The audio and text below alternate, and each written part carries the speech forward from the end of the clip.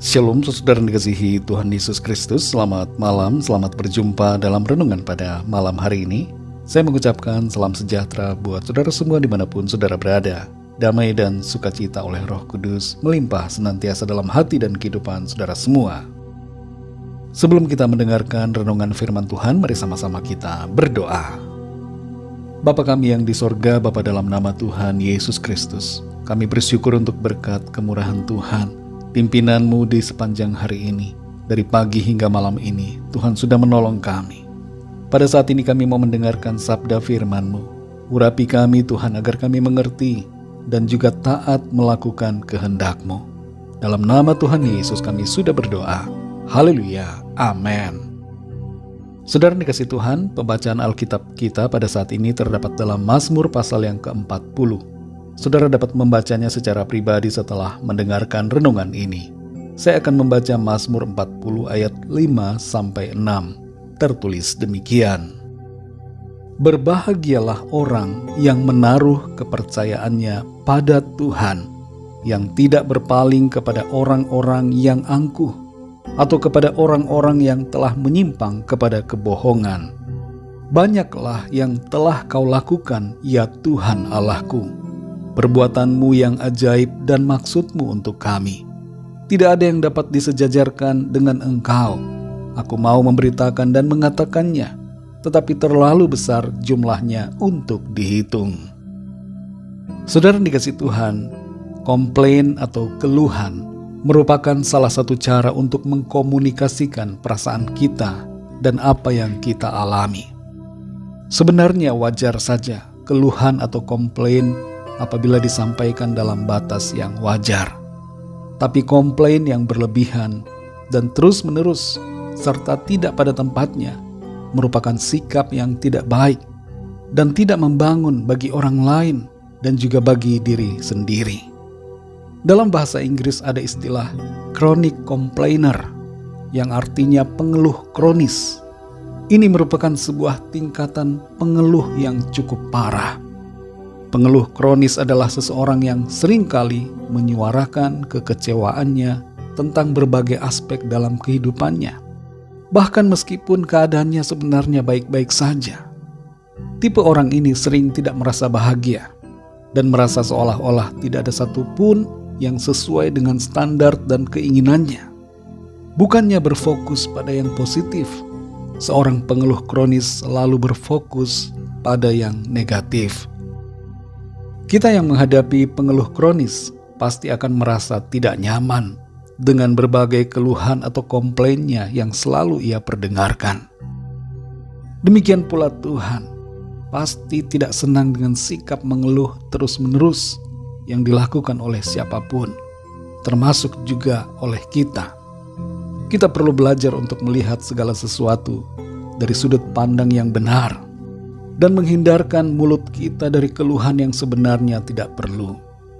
Jaga hati kita, bersihkan dari semua pikiran yang tidak benar yang membuat kita mengeluh terus-menerus.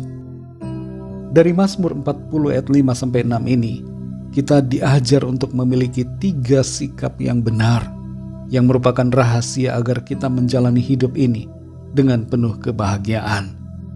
Kita tentunya adalah orang-orang yang berbahagia karena sudah diampuni dan diselamatkan.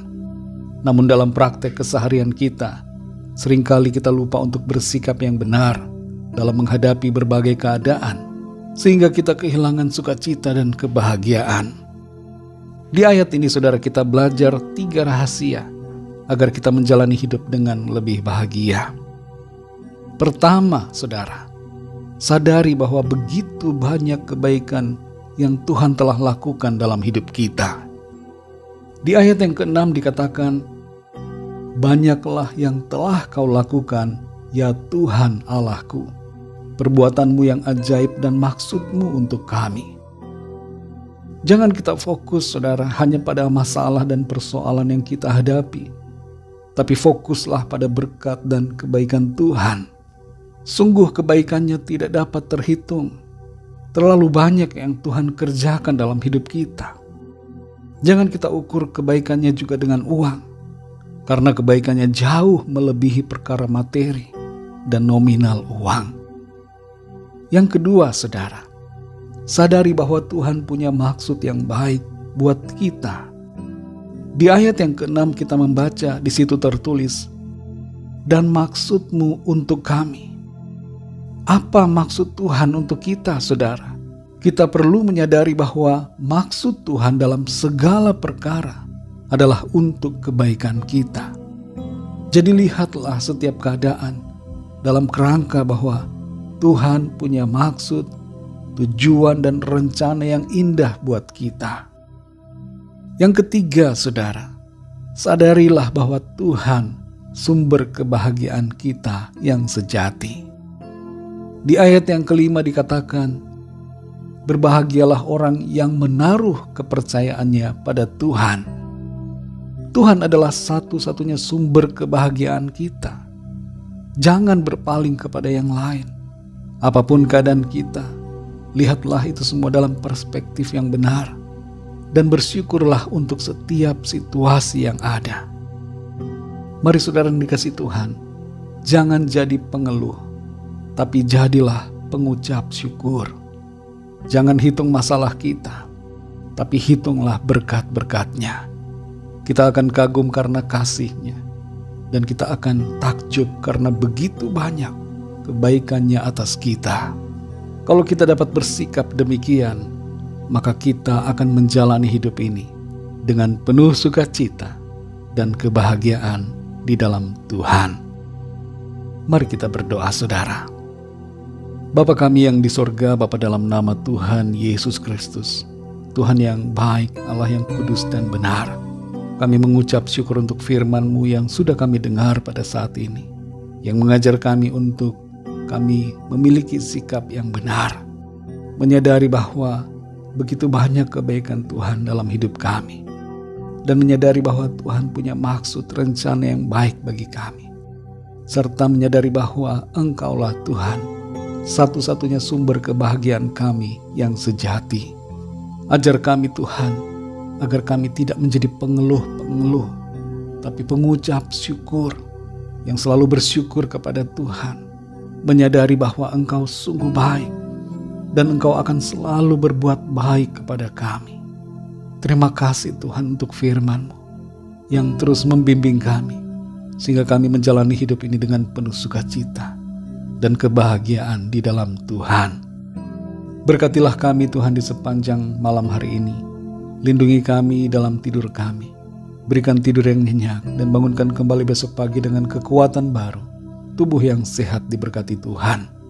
Kami bawa kepadamu setiap pergumulan dan permohonan doa, agar Tuhan melawat setiap kami dan memberikan jawaban yang kami perlukan. Kami percaya kami alami kemenangan, kami alami sukacita dan berkat Tuhan.